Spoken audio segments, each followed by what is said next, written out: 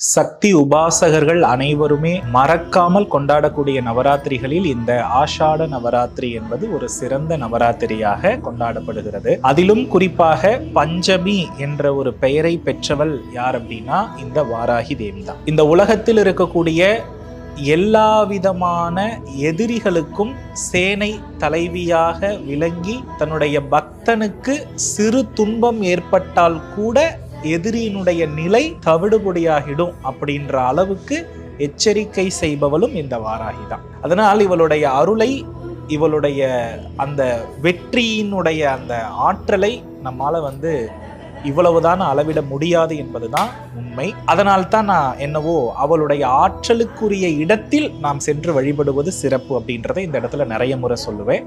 குருவின் மூலமாக, தீட்சையின் மூலமாக, மந்திரபூர்வம் இல்லாமல் வாராகி தேவியை எளிமையாக நெருங்குவது அப்படின்றது